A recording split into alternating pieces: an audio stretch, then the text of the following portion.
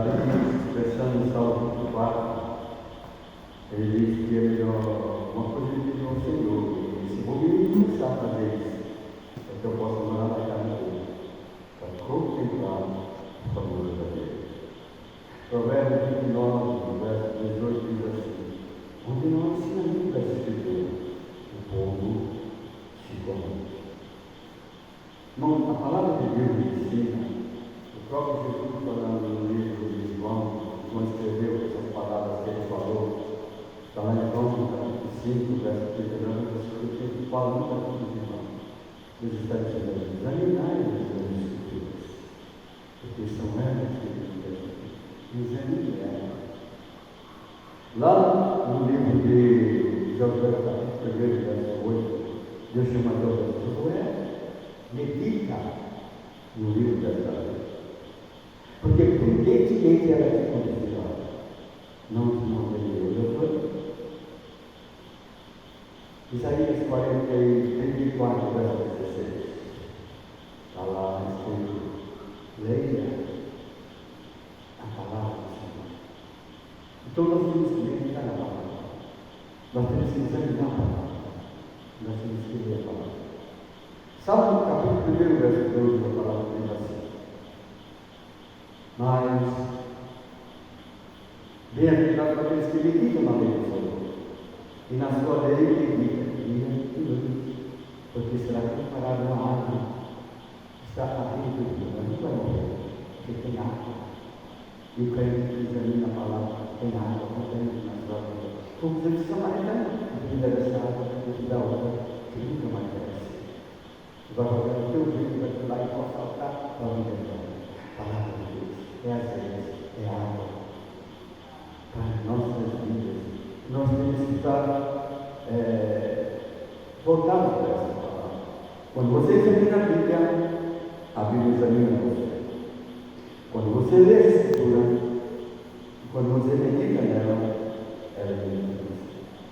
Então nós temos que ter essa comunhão com a palavra de Deus. Nós temos que estar nos voltando à palavra de Deus. Escrever Salmo 19 é um salmo muito forte. A partir do verso 7. A lei do Senhor, ela traz saúde para a nossa alma. Ela dá visão aos olhos espirituais. A palavra de Deus. Ela é mais puro que a própria nossa, que a palavra de Deus. E o profeta diz: por ela eu vou me alimentar, por ela eu vou me corrigir. Porque é aquilo que eu falei: você examina ela examina você. É a palavra de Deus. Eu estava certa vez escutando em casa, certo pregador da igreja. E se você não tem conhecimento da palavra, você se deixa levar para você. Jesus disse: aquele que conhece a verdade liberta. Quando você conhece a verdade, qualquer mentira que vem, você vai estar protegido com esse escudo da fé, que é a palavra de Deus. Você vai perceber essas coisas. E aquele pregador da igreja católica estava dizendo, estava exaltando mais o nome de Jesus. E ele disse que Jesus cumpriu a lei. Está lá em Mateus capítulo 5, capítulo verso 17. A Bíblia diz que Jesus cumpriu toda a lei. Ele não admitiu nem um fio, nem um jogo, nem um ponto, nem uma interrogação. Olha, Jesus cumpriu a lei, porque a lei é perfeita. Só que poderia cumprir a lei, era ele que queria. Tudo bem, está tudo certo. Mas ele vai exaltar. Aí ele puxa um versículo que está lá no livro de Jó, 14 de Jó, versículo 4. E lá em 14 de Jó, versículo 4, está dizendo assim: poderá alguém do impuro tirar o puro? Ninguém. E depois do ninguém, aí vem a interrogação. Então a interrogação está interrogação. Será que do impuro alguém pode tirar o puro? Ninguém. Depois vem a interrogação. E que dizer que Jesus teve Maria. Maria teve Jesus, porque ela era pura. Então, o puro serve para pura. Isso existe. Então nós temos que ter conhecimento das Escrituras, para trazer os textos lá, para desfazer essa igreja. Se você não tem conhecimento, como você vai entender? O apóstolo Paulo escrevendo no de Timóteo, maneja bem a palavra, né? Repreende, exorta com toda a longanimidade, tudo aquilo que tu aprendeste da tua avó Heloísa, da tua mãe Eunice. Então, tem que ter essa palavra. Então, a palavra de Deus, nós temos que ter conhecimento para não cumprir as heresias. Olha, a palavra de Deus diz que foi gerado no ventre de Maria, não foi de homem. Jesus fala do nascimento, de dois nascimentos. O primeiro nascimento é que nascido com ajuntamento de um homem e uma mulher. É da vontade da carne. É isso que ele fala. Ajuntamento de um homem e uma mulher.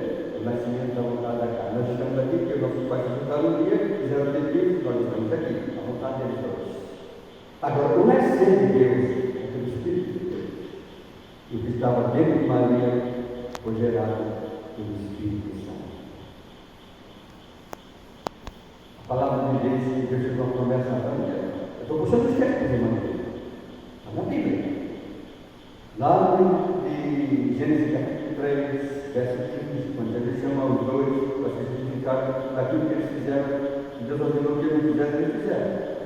E Adão, a Bíblia diz que ela joga a culpa na serpente, Adão joga a culpa em Eva, pega os pecados dele e confessar, ele joga debaixo do papel. Aí Deus agora vai dar a sentença. A serpente que eles querem se arrastar na terra e o alimento deveria ser fora da terra. E a mulher iria ter filhos com muitas dores. Mas Deus não começa a terra. Porém, o teu ventre nascerá jogo e nascerá filho. Ele fala,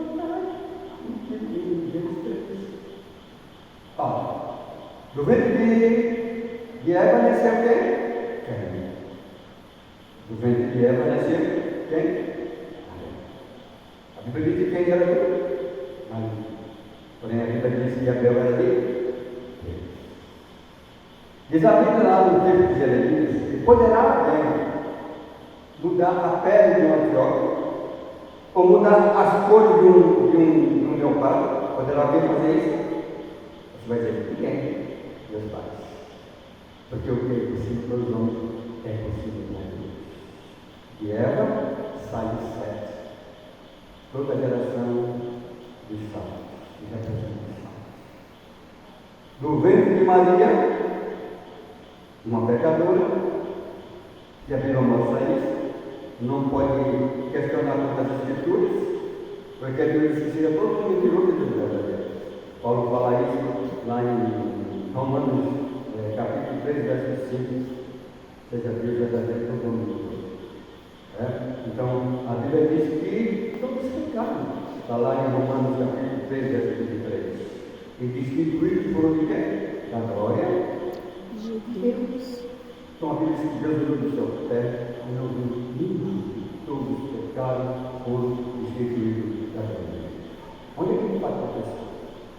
Ele falou da lei, ele falou que Jesus não tinha homicídio, nem tirado, nem um tiro, nem um jogo, nem um tiro, nem uma oração, quem tira da oração? Ele faz isso. E Jesus não quer. Aí ele está outra coisa. Então, quando a gente conhece a palavra de Deus, a gente conhece a verdade, e essas heresias não entram. Não vai pousar sobre, porque são heresias. Eu estava lendo uma passagem lá de João capítulo 4, Samaritano, e eu nunca vi um texto para ter tanta riqueza naquele texto. Jesus trouxe várias horas para a vida. Trouxe várias horas para a vida. E Jesus, ele, conversando com aquela mulher, ele fala do dom de Deus. Mulher, se soubesse quem é que pede, se ele soubesse o dom de Deus, eu saberia quem é que pede a água da vida. Lá no livro de Mateus, capítulo 16, versículo 17, a Bíblia diz que Pedro, Jesus interroga, você perguntando quem ele é. E cada um deu uma opinião que as pessoas diziam. E ele se voltando para Pedro, perguntou para Pedro, o que diz Deus? E ele se voltando e disse, tu és Cristo, o Filho de Deus.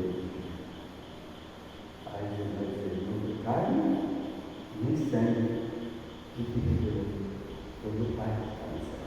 Sabe por que vocês estão aqui? Sabe por que vocês estão participando da igreja? Porque Deus revelou aqui dar um filho para vocês. Se ele não tivesse revelado para vocês, não sabia.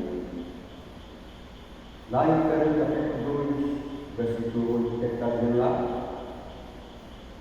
Não é pelas obras, para que ninguém se glorie. É o que ele deu? O dom. Jesus, olha, mulher, se tu soubesses o dom daquele que pede água, olha, se tu soubesses o dom daquele que pede água, tu lhe pediria e ele te daria água. Água da vida. Estava dentro daquela mulher o dom de Deus. E revela todas as coisas de Deus. Porque ele estava com o Pai. E aprendeu tudo com o Pai. Não, quando a gente vai para as Escrituras, nós precisamos se maravilhar com os ensinamentos de Jesus. Lá no Lucas, capítulo 11, o verso 27, a mulher foi tudo tentada com os ensinamentos de Jesus, e ela levantou-se e disse: como que é aventurada aos dentes daquela que gerou o seio daquela que falou? Aí Jesus vai trazer aquela mulher a